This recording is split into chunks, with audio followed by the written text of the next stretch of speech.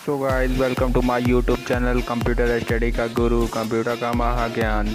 तो आज दोस्तों फिर मैं आपके लिए कुछ लेके आया हूँ नया कंप्यूटर के बारे में। तो आज हम जानेंगे कंप्यूटर के पार्ट्स के बारे में और सीपीयू के अंदर जो मेन पार्ट्स होते हैं उनके बारे में। तो आइए देखते हैं। तो मैं आपको बता दूं, सामान्यतः कंप्यूटर में यूज होने वाले कुछ input devices, output devices, memory unit, other internal devices का यूज इस प्रकार होता है। जैसे कि नंबर 1, कीबोर्ड। यह कंप्यूटर की सबसे कॉमन इनपुट डिवाइस है। इसकी सहायता से हम सभी प्रकार के इंफॉर्मेशंस को अपने कंप्यूटर में लिखते हैं, जिसके लिए हमें बहुत सारे अल्फ़ाबेट्स, न्यूमेरिकल बटन्स दिए गए हैं, जिसकी सहायता से हम इंफॉर्मेशन को रिकॉर्ड करते हैं। प्रेजेंट टाइम में कीबोर्ड 4 प्रकार के हैं, जैसे कि आप देख रहे हैं। Number 1 serial keyboard, number 2 PS2 keyboard, number 3 USB मतलब यूनिवर्सल सीरियल बस कीबोर्ड। फिर चौथे नंबर में आता है कार्डलेस कीबोर्ड। टेक्नोलॉजी के हिसाब से कीबोर्ड 3 प्रकार के होते हैं। Number 1 normal keyboard, number 2 semi multimedia keyboard, number 3 multimedia keyboard. फिर इसके बाद हम बात करते हैं माउस के बारे में। माउस यह भी कंप्यूटर की बहुत ही कॉमन इनपुट डिवाइस है। इसकी सहायता से हम अपने कंप्यूटर में कई प्रकार के इंस्ट्रक्शन देने के साथ साथ डिजाइनिंग, ड्राइंग भी कर सकते हैं। यह कंप्यूटर को पॉइंट एंड ड्रा डिवाइस के अंतर्गत आता है। इसे माउस कहते हैं। इसे माउस इसलिए कहा जाता है क्योंकि इसका शेप माउस के आकार का मतलब चूहे के आकार का होता है। प्रेजेंट टाइम में माउस भी 4 प्रकार के होते हैं, जैसे कि आप देख रहे हैं। पहला है सीरियल माउस, दूसरा है PS2 माउस, तीसरा USB माउस, चौथा cardless wireless mouse. Cardless mouse को ही वायरलेस माउस बोलते हैं। इसी प्रकार कीबोर्ड में भी जो कार्डलेस कीबोर्ड है उसे वायरलेस कीबोर्ड भी बोलते हैं। टेक्नोलॉजी के आधार पर माउस 2 प्रकार के होते हैं, नॉर्मल माउस, ऑप्टिकल माउस। फिर इसके बाद बात आती है नंबर 3 हमारा हो प्रिंटर्स। यह भी कंप्यूटर की बहुत बड़ी आउटपुट डिवाइस है जो जनरली कॉमन होती है। तो कंप्यूटर में हार्ड कॉपी आउटपुट शो करती है, अर्थात कहने का मतलब ये है कि प्रोजेक्टर आदि में इसका यूज कंप्यूटर में बनाए जाने वाले डॉक्यूमेंट को कागज़ पर प्रिंट करने के लिए होता है। प्रेजेंट टाइम में यूज होने वाले प्रिंटर्स 3 प्रकार के होते हैं, जो इस प्रकार हैं। नंबर 1 डॉट मैट्रिक्स प्रिंटर, इसे इम्पैक्ट प्रिंटर भी बोलते हैं और इसे लेटर क्वालिटी प्रिंटर भी बोलते हैं। फिर सेकेंड नंबर में आता है inkjet printer. Number 3 laser jet printer. फिर इसके बाद बात आती है हमारे अगले CPU की। CPU का फुल फॉर्म होता है सेंट्रल प्रोसेसिंग यूनिट।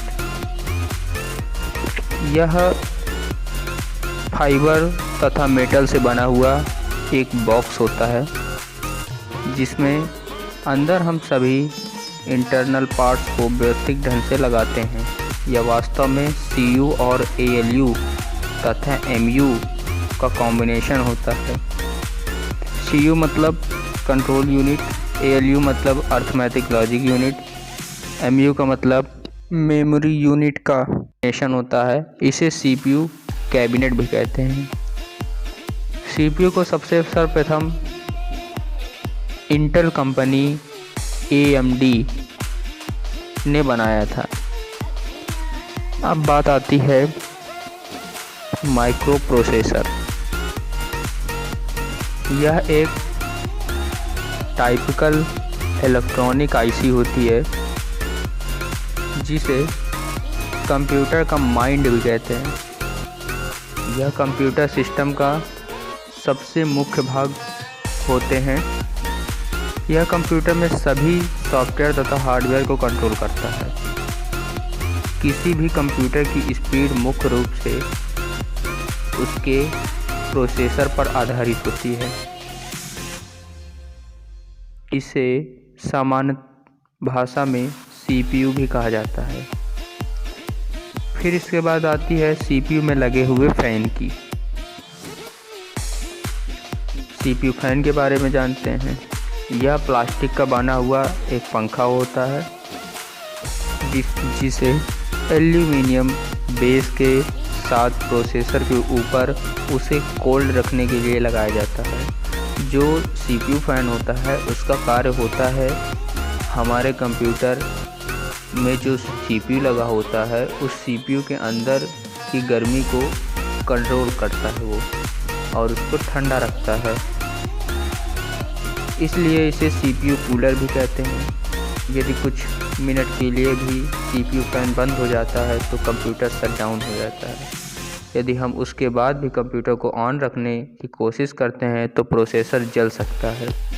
इसलिए सीपीयू में माइक्रो प्रोसेसर के स्थान उसके ऊपर सीपीयू फैन दिया गया होता है। फिर बात आती है SMPS switch mode power supply. यह इलेक्ट्रॉनिक सर्किट बॉक्स होता है जिसमें हम कंप्यूटर के अलग अलग पार्ट को अलग अलग क्षमता में पावर सप्लाई को उपलब्ध कराने के लिए प्रयोग करते हैं। ये डिवाइस कंप्यूटर को दिए जाने वाले AC वोल्टेज को DC वोल्टेज में बदल देता है। सामान्यतः यह CPU कैबिनेट के साथ लगा होता है। फिर बात आती है हार्ड डिस्क की। यह कंप्यूटर में सबसे अधिक यूज होने वाली सेकेंडरी स्टोरेज डिवाइस जिसमें कंप्यूटर के सभी सॉफ्टवेयर तथा प्रोग्राम एवं यूजर के द्वारा बनाई गई फाइल्स स्टोर की जाती हैं, और किसी भी कंप्यूटर की total memory capacity hard disk की क्षमता पर निर्धारित होती है। जिस कंप्यूटर की जितनी ज़्यादा हार्ड डिस्क होगी वह उतना ही ज़्यादा अपने अंदर डाटा स्टोर कर सकेगा।